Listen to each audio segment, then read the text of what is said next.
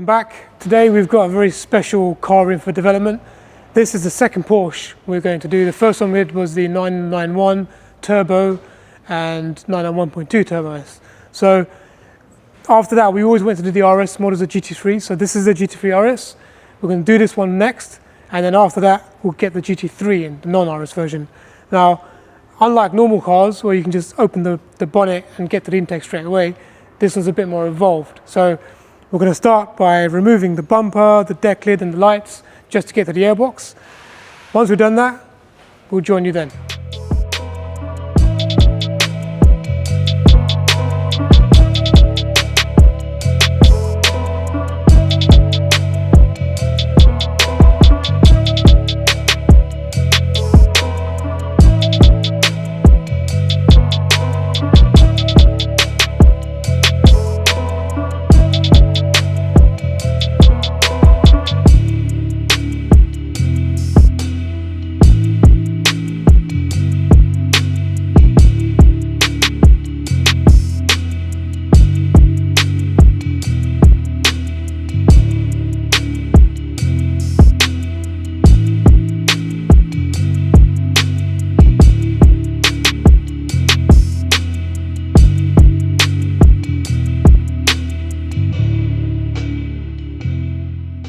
Bumper's off, the rear panel's off as well. I've just scanned the bumper, the outside of it, to get some reference data in terms of how much internal volume is going to be. So obviously now we can see the stock airbox in its full. So the stock airbox, obviously in the initial impressions, it looks quite big, so good volume in there. I don't know exactly what's going on inside, but we'll take that off, take it apart and have a look in a minute. Looks like it's being fed cold air from the two side vents in the arches, so there's quite a decent large cold air intake in the arches, which comes around through these tubes and into both sides of the airbox, then navigates through the internal filter structure and comes up through this single feed into the throttle body. Yeah, I mean, as I said, initial thoughts are decent size diameter on the inlets. Airbox is a good volume. They've utilised quite good height and it's quite close to the rear bumper. So now what we're going to do is scan that airbox just to get some sort of idea of overall geometry. We'll take the airbox out, take it apart and have a look inside.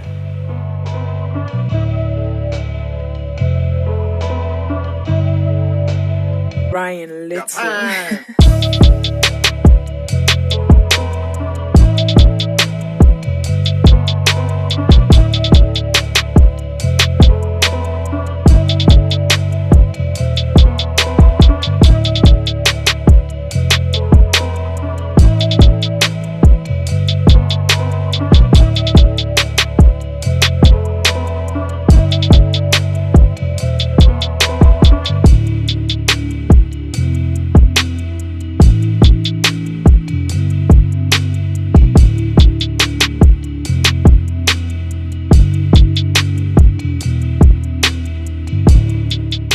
So I've removed the stock airbox, which is in front of me now.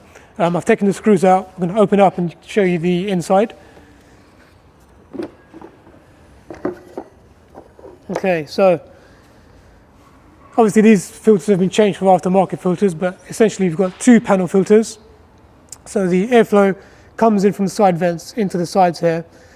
It comes out through the panel filters, and then if you see that lid, so the air is coming through the panel filters into this chamber and then being sucked through this Y piece, if you like, which is shaping the flow towards the center. From this part, it's then sealed to this middle section, which is quite a large funnel sort of shape, which then develops into that circular inlet to the throttle body. So the air is essentially doing a 180 degrees turn. So you've got it coming through here, then it comes up, around, and then back down again into the throttle body. So it's a lot of movement for the air to negotiate before it goes into the throttle body. Another interesting thing here is, I'm going to take these filters out and show you the back. So yeah, you can see loads of stones and debris in there, and that's pretty much because you've got the intakes on the vents, which are quite low, well, towards the middle of the car. So you can have a lot of airflow coming past the body of that car and going directly in to those vents. So that filtration system is very important to make sure nothing gets past those filters. But I think due to the nature of the way we're going to design things, those stones won't be touching our filters. They'll probably be collecting and hitting around the tubular areas before it gets to the actual middle of the system. So yeah, interesting design. I'm actually surprised that the filtration area is a lot smaller than I expected. The airbox looks large, but internally it's actually not as big as I expected it to be. So let's have a look at the space left in the engine bay now.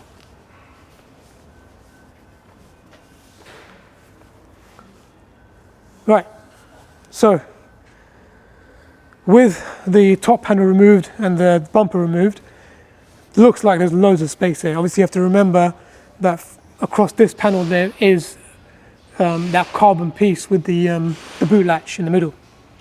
So the effective area is basically from here, this kind of space into the throttle body and around. So still quite a decent size volume to play with. We're now going to scan the rest of this area, get a good idea of what's doable, make sure we've got everything on that data, and then we'll take it from there.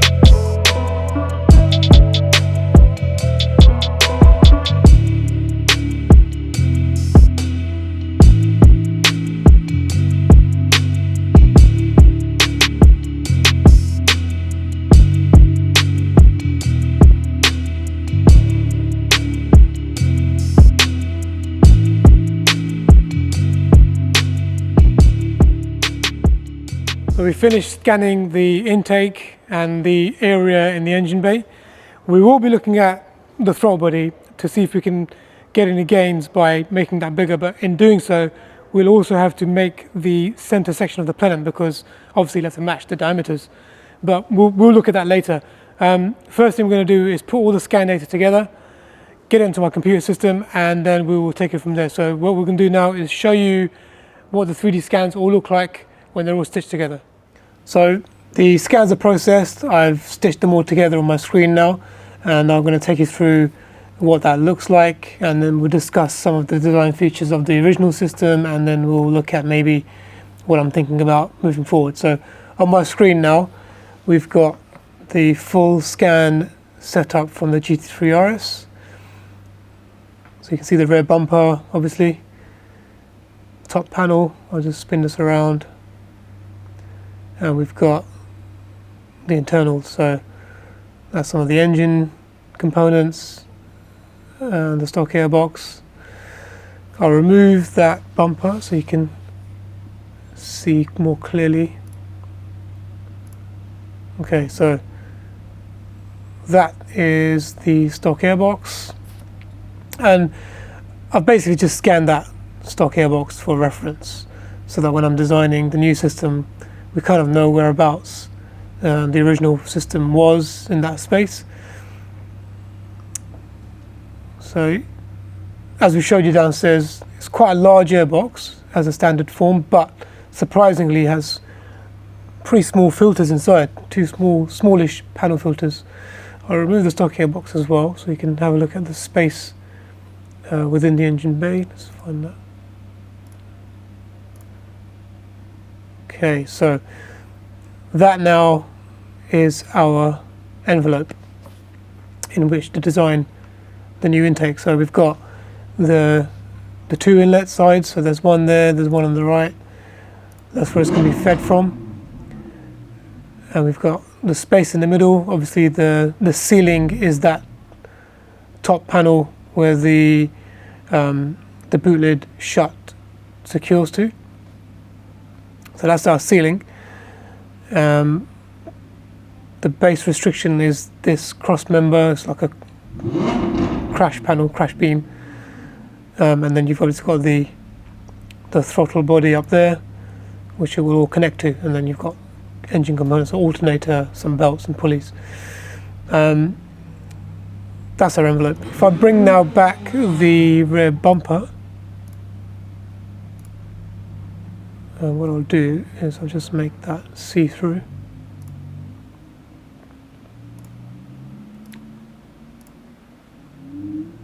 Okay, you can't really see that very clearly, but gives you more of an idea of the space behind the airbox. So that bumper is basically closing off that complete geometrical envelope in which to design in. So initial thoughts, I'm actually looking forward to this because you're constrained. Although there are constraints there is a nice space between all those constraints. So I've got a free hand in terms of how I can apply the new intake. So I'm kind of looking forward to this. My initial thoughts are we're going to use two of our patented housings, and I did take a RS3 stage 3 housing, which is our largest one, and I put it into that space, and it does seem to fit. So I'm thinking to use two of those. Now remember, each one of those housings uses a large filter, and that size is capable of flowing 1,000 horsepower. So two of those is more than capable of supplying this GT3 RS with the flow required. So it's just now a case of packaging it. So two housings and a connecting duct to go into the throttle body. I've got a couple of ideas in mind in terms of orientation, so we're probably going to end up designing and printing two systems, and then we'll print them, we'll test them in the car to see which one provides more of an advantage, which one gives more power. Then we'll refine that and move forward with it. So I'm now going to go away over the next few weeks, work on the design, print them, test them, and then we'll see you again in the next video. Thank you so much for watching, guys. If you liked the video, please give us a thumbs up, and if you haven't already, please remember to subscribe to the channel and turn your notifications on. If you want to join the conversation, please drop us a comment below and we will do our best to respond to you. And if you're running out of things to watch, why don't you watch one of these two?